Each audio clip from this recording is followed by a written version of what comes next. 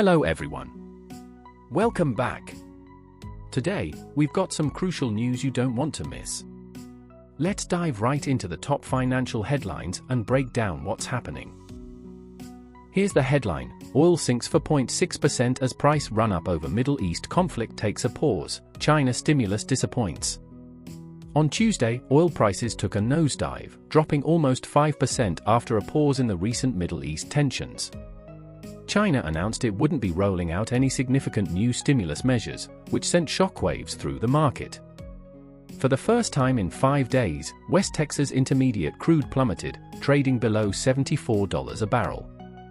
Meanwhile, the international benchmark, Brent crude, also dipped over 4%, hovering around $77. Just a few days ago, international oil futures had shot up by 12%. What was fueling that surge? It was a mix of factors. Investors were banking on rumors of a massive stimulus plan from China, which they believed would boost the country's oil imports. At the same time, Israel's threats to retaliate against Iran added more tension to the mix, pushing prices higher. But now, both of those catalysts seem to be fading. The U.S. Department of Defense announced that Israel's defense minister is headed to Washington tomorrow, that's Wednesday, for those keeping track, to meet with American officials about the escalating situation in the Middle East. This meeting is crucial. It'll focus on which Iranian targets Israel plans to hit, especially since Biden has been issuing some serious warnings to Netanyahu. Industry experts are saying that unless things escalate again, this recent spike in oil prices might just be a temporary blip. And here's my 2 cents: predicting capital markets is a tricky game. There are so many variables at play, and they often interact in ways you wouldn't expect, sometimes even causing a sort of resonance effect. That's why, as Warren Buffett always says, trying to control the market or believing you can predict it accurately is pretty much a lost cause. For those of us observing the financial landscape or investing, it's more about understanding the market, especially the changes that have already happened, to refine our judgments. So, it's no surprise that today's sharp drop in oil prices caught a lot of folks off guard. Secondly, here's a hot story from the Wall Street Journal that claims to be an exclusive: how Erdogan's monument to Turkish power landed New York's mayor in legal trouble. This piece dives deep into how the Turkish government got the mayor tangled up, and understanding this situation might shed some light on the ongoing Ko Wen-je case in Taiwan. Honestly, compared to that, the NYC mayor's issue seems minor. Ko Wen-je's situation is on a whole other level. So, what went down? The Turkish government has been trying to build a 35-story skyscraper in Manhattan for years, but they hit a snag with the NYC Fire Department. Back in 2018, Turkey figured meeting the fire department's demands would be too costly and time-consuming, so they decided to take a shortcut. An email from the project manager suggested offering bribes, basically saying they couldn't meet the fire department standards but could smooth things over with cash. When they struggled to get the fire department on their side, they turned their attention to Eric Adams, who was then running for mayor. The Turks illegally funneled political cash to Adams during his campaign, hoping to sway him. This is reminiscent of how Ko Wen-je's case unfolded, with political maneuvering to exploit weaknesses. What benefits did Adams supposedly receive? According to the Wall Street Journal, a grand jury pointed out that he accepted perks like free flights from Turkish Airlines and luxury hotel stays. After becoming mayor, Adams reportedly pressured fire officials to approve the building's safety measures, despite being told it didn't meet over 60 safety codes. Definitely a big deal for a 38-story structure. The building itself is significant for Turkey. It's meant to replace an old 11-story office building that served as their consulate and other functions since the 70s. Erdogan sees this new skyscraper as a major symbol for Turkey in New York, so you can see why they're eager to push it through. As for the grand jury's findings, they allege that Adams accepted more than $41,000 in travel expenses from the Turks and gifts worth over $100,000 from other foreign sources. Adams isn't pleading guilty, though. His defense claims that accepting tips isn't a federal crime and that receiving perks from politicians isn't illegal either. Here's my take: even before Adams had power, he was already on the radar of those looking to bribe him. This reinforces Mark Twain's idea that politicians tend to get corrupt once they gain authority.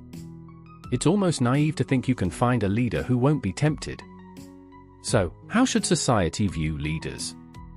It's wise to treat them like potential thieves and keep a close watch.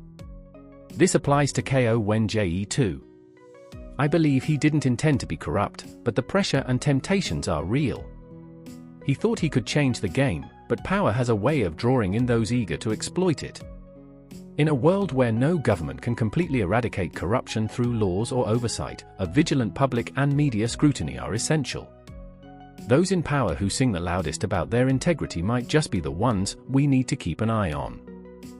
Thirdly, today's Wall Street Journal has a significant piece on Mexico's new strategy to reduce its dependence on Chinese imports, especially as trade tensions between Washington and Beijing heat up. The Mexican government is looking to boost its domestic supply chains by encouraging major global manufacturers and tech companies to produce goods locally rather than sourcing from China, Malaysia, Vietnam, or Taiwan. Mexico's deputy trade minister pointed out that under the new leftist president, Claudia Sheinbaum, there's a strong push for U.S. automakers, semiconductor firms, and aerospace and electronics giants to shift production to Mexico. The goal is to strengthen local manufacturing capabilities and support the domestic supply chain. A recent report from a Mexican consulting firm highlighted that these measures are primarily targeting China, which has been a long-standing competitor in attracting manufacturing investment. The mood in the US has shifted towards greater protectionism, leading to a new consensus about the need for change in trade practices. This news is crucial because it signals a shift in Mexico's stance. They're no longer willing to act as a backdoor for Chinese goods entering the US market. With tariffs and other barriers impacting Chinese products, some companies have been rerouting components through Mexico to bypass these obstacles, and that's been a thorn in the side of American officials. What's notable here is that the Mexican government is taking a stand. They're not just turning a blind eye anymore, they are actively working to clean house by removing Chinese Trojan horse companies operating within their borders. This could spell serious trouble for some Chinese firms that rely on Mexico as a conduit for their products. From my perspective, this shift reflects broader geopolitical changes and highlights how countries are reassessing their economic relationships. Mexico's move could strengthen its manufacturing sector while simultaneously putting pressure on China. It's a delicate balancing act, but one that shows Mexico is ready to step up and redefine its role in the global supply chain. Today's last news also comes from the Wall Street Journal. Decision time for GM in China: stay, scale back or go. Today's Wall Street Journal highlights the tough choices General Motors, GM, faces in the Chinese market, where they find themselves at a critical juncture. GM can either continue production in China, scale back operations, or withdraw entirely. The urgency of these decisions stems from a significant shift in the market landscape. The report outlines how China's rapid transition to electric vehicles, EVs, and intensifying local competition have severely impacted GM's profitability. Historically, GM thrived in China, particularly through joint ventures in Shanghai, but now they are grappling with a market undergoing aggressive price competition, eroding their profit margins. Amidst this backdrop, GM has launched new models, including an electric Cadillac, aiming to captivate the growing segment of Chinese consumers interested in plug-in hybrids. However, after 2 years, the Cadillac sales have barely made a dent, leading to a notable decline in GM's market share. This year, for the first time in years, GM reported losses in China. As GM's leadership prepares to discuss these issues in an investment meeting, there are increasing calls to reduce their footprint or even exit the market altogether.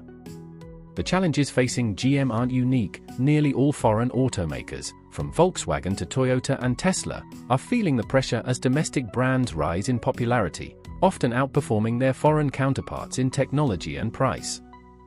GM's CEO, Mary Barra, has indicated that the company intends to stay and has unveiled plans for restructuring, which could mean downsizing operations, models, and workforce. Their partnership with state-owned SAIC Motor is also under scrutiny, particularly with their agreement set to expire in 2027. From my perspective, GM's struggles mirror a broader trend affecting foreign brands in China. The automotive landscape is shifting, much like the way Japanese electronics once lost their footing in the Chinese market. consumers now see domestic brands as viable alternatives, particularly in the EV space, where Chinese manufacturers have made significant strides. This shift could spark a larger trend where established foreign brands lose market share as consumer preferences evolve. While some loyal customers may still choose foreign brands, the majority are likely to embrace domestic options. The challenges GM faces could be a harbinger for other automotive giants, signaling that the days of easy profits in China are over. Companies must adapt to the new reality or risk being left behind. That's all for today. Thanks so much for watching.